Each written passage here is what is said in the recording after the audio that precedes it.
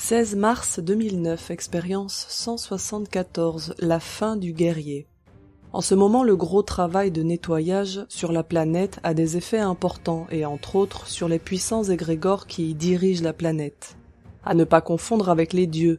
Disons que les dieux peuvent profiter de la puissance de certains égrégores qui les concernent, mais demeurent des êtres indépendants, incarnés à des niveaux dimensionnels supérieurs.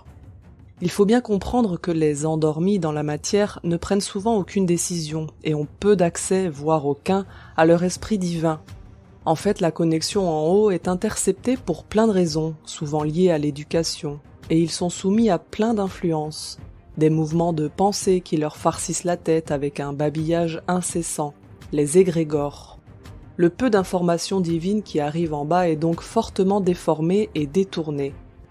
Ces égrégores sont le fruit de nos croyances et ont été construits au fil du temps par nous-mêmes. Ils sont à la fois la cause de grands événements mondiaux et nourris par eux. Ce sont eux la principale source qui maintient les gens endormis.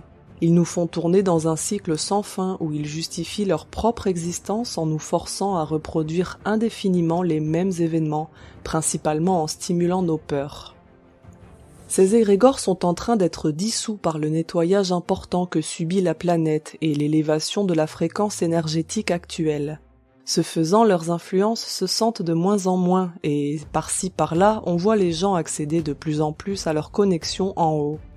Un des égrégores les plus importants qui est en train de finir de disparaître en ce moment est celui du guerrier.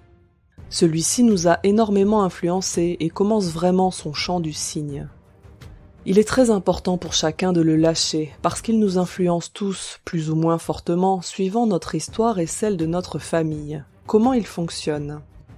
Le guerrier, par définition, est quelqu'un qui a peur. Il veut se protéger d'un ennemi, réel ou imaginaire. Ce faisant, il s'entraîne pour lutter contre lui. En mettant toute son intention dans son entraînement, il justifie son existence ainsi, par la défense contre l'ennemi. Comme son intention est créatrice et que l'univers nous donne à tous la réplique, le guerrier va donc se créer un ennemi directement par sa propre influence continue. Ceci lui permet de justifier son expérience et son existence.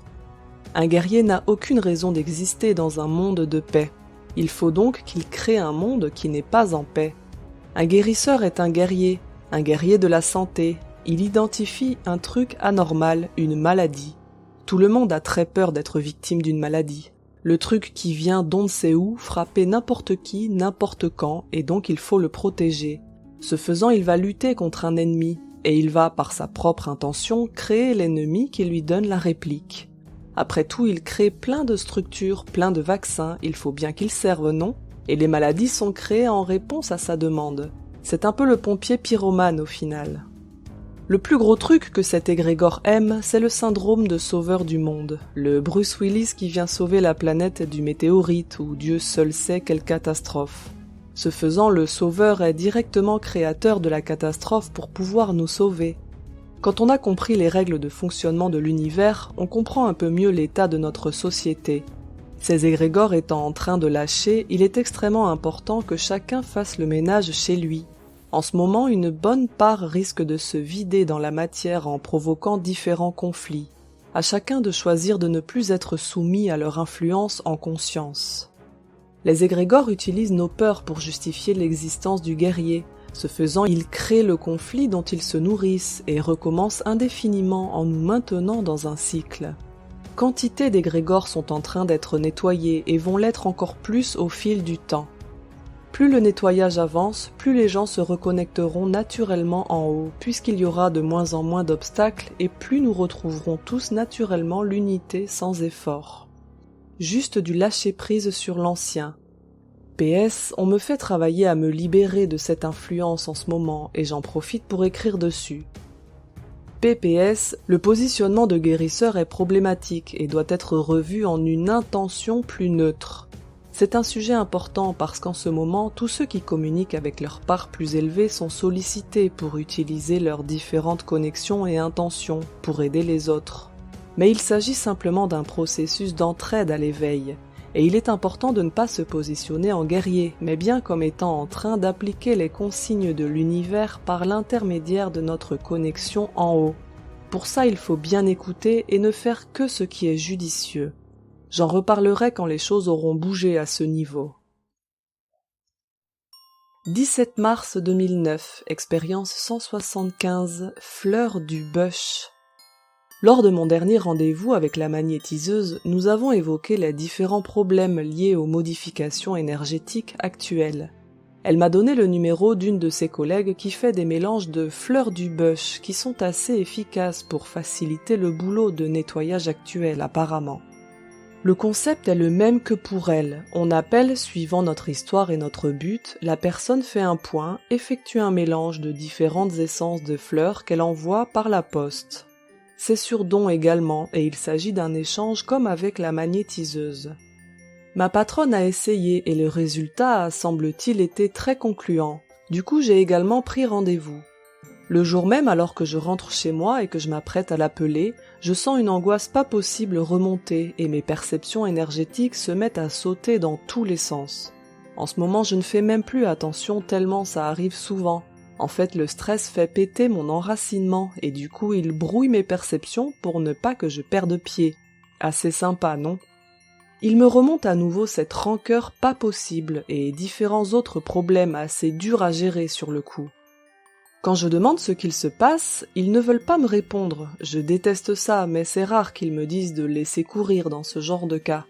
Le brouillage de mes perceptions n'atteignant que le toucher, je peux toujours discuter avec eux. Du coup, à l'heure dite, j'appelle la personne, mais dans un état de stress assez important. Elle est très gentille et ressent assez facilement mon état et les causes qui en découlent. On discute un peu et elle me dit que mon problème est lié, outre le souci d'enracinement, au karma familial.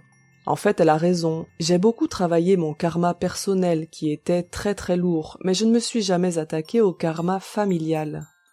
Avant de nous incarner, nous négocions tous notre naissance. En fait, chacun s'engage à prendre une partie du karma familial pour le gérer dans la fratrie. Ça fait partie du deal. Et c'est un karma qu'il faut évacuer, en plus d'une autre. Donc non seulement nous choisissons nos familles, mais de plus nous choisissons les problèmes que nous acceptons de nettoyer pour l'arbre généalogique. Donc aucune excuse. C'est pareil au niveau national et mondial, il y a des karmas collectifs, donc les pays ne sont pas choisis au hasard non plus. Heureusement qu'en ce moment ce n'est pas nous qui nous farcissons le nettoyage du plus gros karma collectif. Donc elle me propose de faire un mélange de fleurs du bush. Il s'agit de fleurs cultivées en Australie sur des terres qui n'ont pas été exposées aux OGM et autres pollutions, ce qui explique leur taux vibratoire très élevé.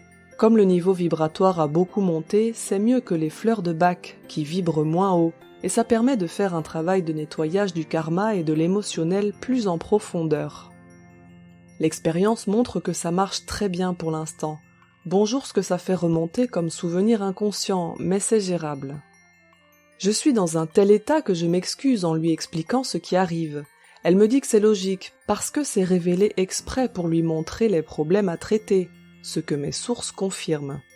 Elle me propose de m'envoyer un mélange pour traiter le karma familial et l'enracinement. Elle m'explique donc qu'elle fonctionne sur don et qu'elle m'enverra le tout par la poste. Je raccroche. L'entretien est à peine terminé que mon stress s'envole et que tous les problèmes qu'ils m'ont fait sortir retournent sagement sous le tapis. La lumière m'explique que c'était pour qu'elle prépare le traitement et que tous ces problèmes pourront s'en aller avec ces gouttes à base de fleurs.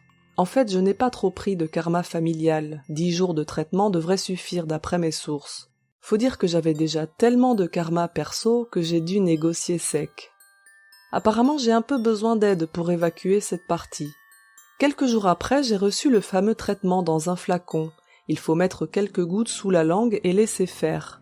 J'adore ça parce que ces gouttes vibrent super haut et à peine j'en mets un peu sous ma langue que je sens différentes parties de mon corps énergétique vibrer assez haut. Du coup, j'ai passé la première nuit à faire des rêves à la con, bien émotionnels. Et ça m'a pas mal libérée. Deuxième jour, pareil, ça fait bien remonter les soucis, ça chauffe un peu, pas trop de stress. Et il me coupe tout. Très pratique, je recommande. J'en suis là pour l'instant et ça marche très bien.